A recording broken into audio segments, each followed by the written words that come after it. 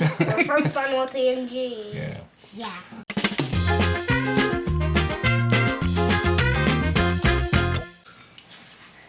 Honga.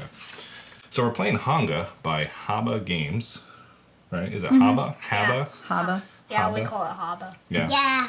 To me, it's a great introduction to worker placement. I think it's a better introduction than any other game, except for maybe My First Stone Age. I mean, My First Stone Age is pretty good Right. Yeah. at resource gathering. Yes. Yeah, because, like, you're trying to get your items while there's an obstacle in front of you, and you need to, like, pay attention to that.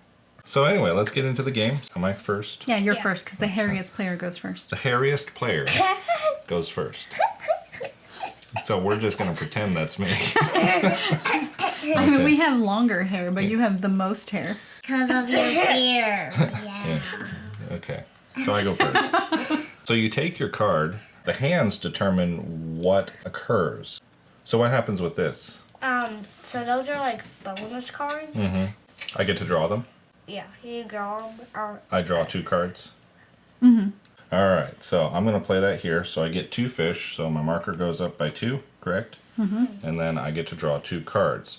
Again, that's because there's 2 hands facing that way and 2 hands facing that way, and you just have to do that. But I didn't pay attention to Honga, right? Right. Okay, so one of the key mechanic here is with Honga, you have to make sure that one of your interactions is with him every turn.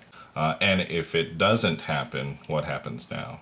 He comes over to your village, and then he starts eating your food. Okay, so now Honga is in my village. People don't have to play a card to interact with Honga because he's no longer there until I can get Honga out of my village.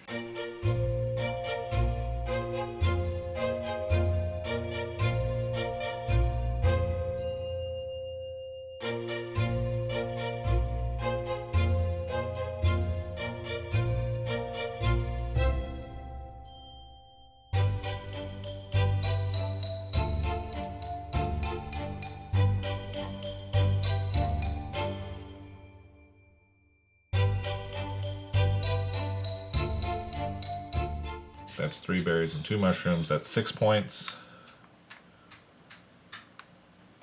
Now, I was the first player, and I have, let's see, end of the game. The game ends when a player has reached, with their scoring marker, 30 points, because it's a 4-player game.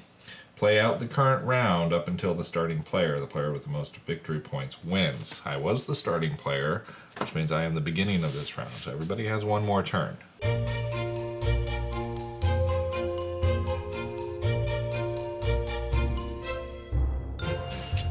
So, end of the game. The player with the most victory points wins. There are no instructions in the case of a tie, which is odd. What should we do? So I would think that you go with the number of mammoths, because those are the hardest things to get. So those with the most leftover mammoths would win the tie, but we both have 1 mammoth. And then I would go to the number of resources afterwards. I have 0. I have 1 resource. Wow. You didn't even that mushroom. So what do you think of the game, Evie?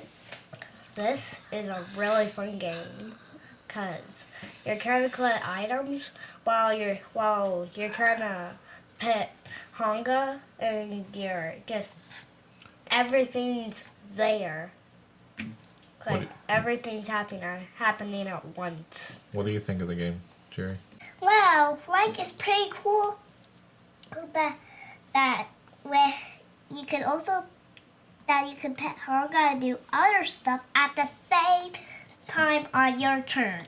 My favorite part of the game was when we had 1 more round, because you summoned at the end of the game, and we were like trying to like do stuff. Like, we were trying to get more victory points. It got pretty intense, didn't it? Yeah. We're like, oh my gosh, what are we going to do? Yeah, you were able to tie. You were able to catch up on your last turn. Yeah. It's like, I would do that. What's your favorite part of the game? It's when we take our axes and get food so we can buy some stuff to to get victory points. Yeah, it is kind of fun going shopping with your resources. Yeah, and she was on top of water. Like, she had like 6 waters out there right at the end of the game. So, this is Honga. Really fun. Give us a big thumbs up, subscribe, leave a comment. Thumbs up.